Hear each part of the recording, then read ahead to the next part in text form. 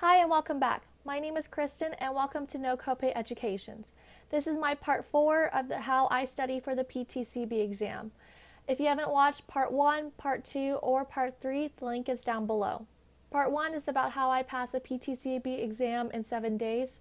Part 2 is a PowerPoint that has questions from about each section bank, and part 3 is the first half of the practice test that I'm going over today. So if you have any questions, comment below, but let's head towards question 11. Hello and welcome to my 4th part in the 4-part series of my PTCB practice and how I study for the exam. So I'm going to pick off where I left off on part 4. I'll be going over question 11 through 20 on the practice number 1 exam from pharmacytechtest.com. Question 11.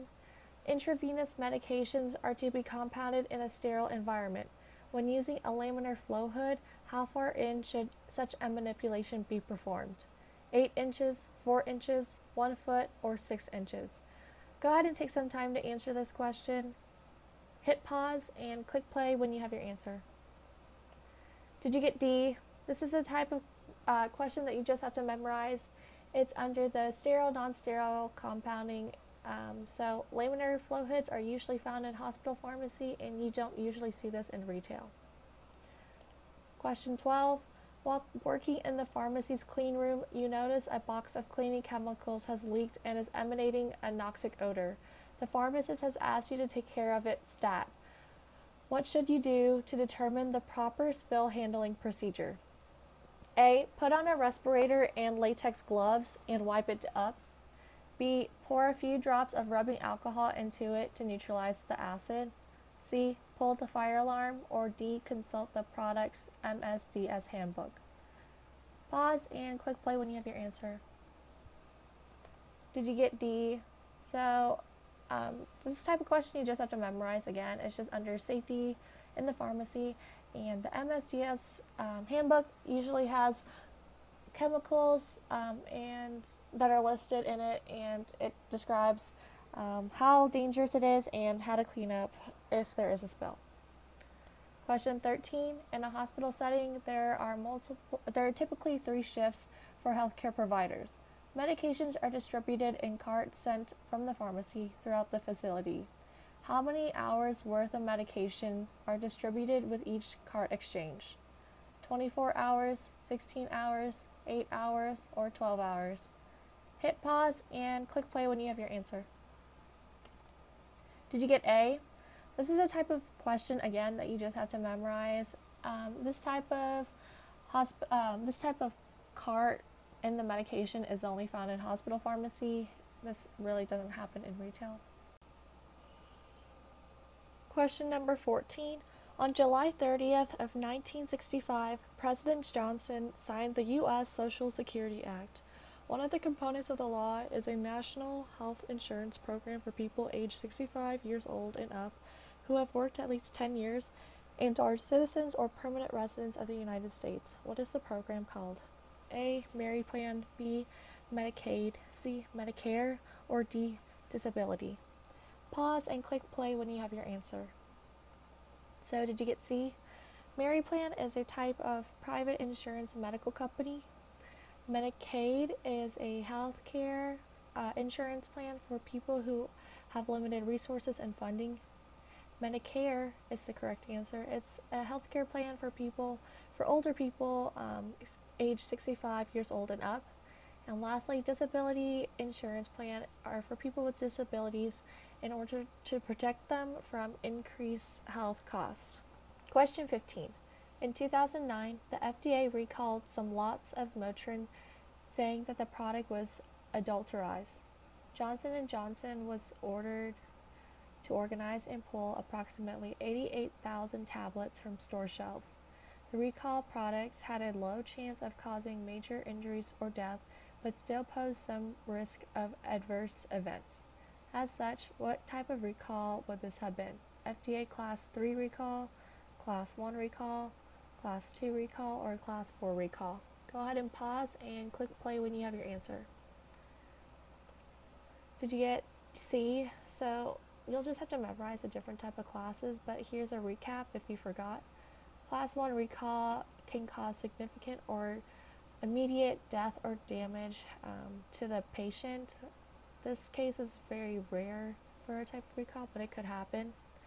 Class 2 recall, there's no immediate danger of death or serious injury, but it does pose a threat to the patient. Lastly, Class 3 recall, there's no immediate danger or health issues, but the drug has violated the FDA regulations, so it has to be pulled from the shelves.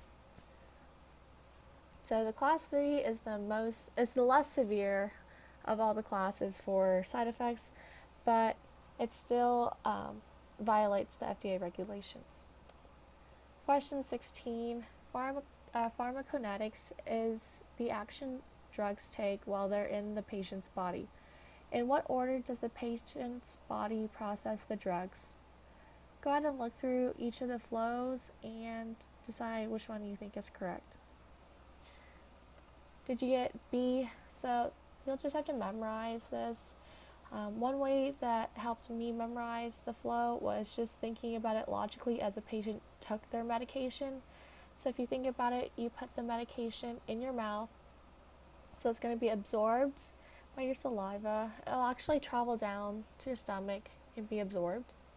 Distribution just means that the medication's just broken up to its molecular form, and it's distributed all throughout your body. Metabolism means that it's being processed by your liver after it goes through your whole system. And elimination means that you eliminate it via urine or feces. So one way to remember this is the acronym ADME. And let's continue. Question 17. Vicodin, also known as hydrocodone APAP, is widely prescribed to relieve moderate to severe pain. It contains acetaminophen and hydrocodone, which is an opiate narcotic. As such, it is monitored by the DEA. What schedule is the Vicodin in? Schedule 3, Schedule 4, Schedule 5, or Schedule 2? Go ahead and take some time to answer and click play when you're ready. So did you get answer choice D? Just remember that Class 1 drugs are illegal substances. Class 2, usually drugs with APAP, also known as acetaminophen. Class 3 drugs, a little less severe than Class 2. And then lastly, Class 4 contains mostly the sleepy meds, the insomniac type of medications, and Class 5 does not exist. Question 18. An order calls for 15 grams of a custom 2x3x5 topical ointment. How much of each ingredient is needed? So this is a type of proportional math question. Kind of tricky, so go ahead and pause, take your time answering this question, and I have my work on the next slide. So did you get D? How I like to solve this is that I'll take the ratio and I'll add it up. 2 plus 3 plus 5 is 10. And then from there, I'll create a fraction. So if you can see, I put the 2 over the 10, which is the total from the whole proportion, equals to an unknown amount, x, over 150, which is the total amount that you need for the order. So x is equal to 30. Next, I'll do the same thing to solve for y. 3 over 10 equals to y over 150, and y equals to 45. Lastly, I took 5 over 10 equals to z over 150, and z happens to be 75. So that's why D is the correct answer. Question 19. Hypertension is referred to the silent killer because most people don't even know that they have it. Which of the following drugs is primarily prescribed to maintain proper blood pressure? Pravastatin, diazepam, metoprolol, or carisoprodol?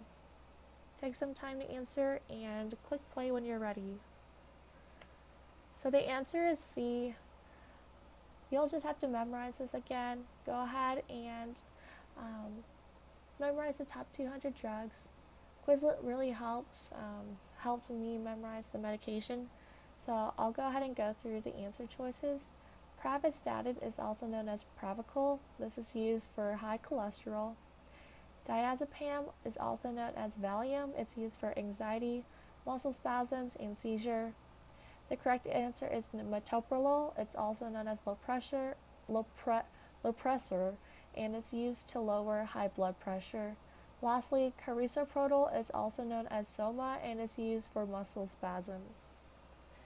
The last question, question 20. The Combat Methylphenidate Epidemic Act of 2005 was enacted to curb the growing problem of underground manufacture of illegal drugs. The new federal policies were enacted to regulate the sales of OTC or over-the-counter base products. For example, producers must now show acceptable identification and each individual sale is tracked. Which of the following is not true about OTC sales of ephedrine-based products in the United States? Go ahead and look at this question stem one more time. It's kind of complex. Looking through the answer choices, make sure you click the answer that is not true. So the correct answer is D. In the pharmacy, if you work in retail, whenever a patient comes up and they want to buy Sudafed or Claritin, they must show their driver's license, passport, or one type of identification in order for their ID to be tracked to regulate the daily and monthly limit for methylphenidate. So just going through the answer choices, we know that there's 3 right answers and 1 wrong answer. The wrong answer is D, so that means that A, B, and C are correct. Just remember that the daily limit is 3.6 grams per person for methylphenidate. The monthly limit is 7.5 grams via mail order for methylphenidate, and the monthly limit is 9 grams of methylphenidate in a retail pharmacy setting. So that was the end of practice test number 1 from pharmacytechtest.com. If you have any questions, go ahead and email us at nocopaytutorials@gmail.com. Please remember to like, subscribe, and share our channel if any of these videos were helpful. And good luck taking your PTCB exam. You guys will do great. Thanks. Bye.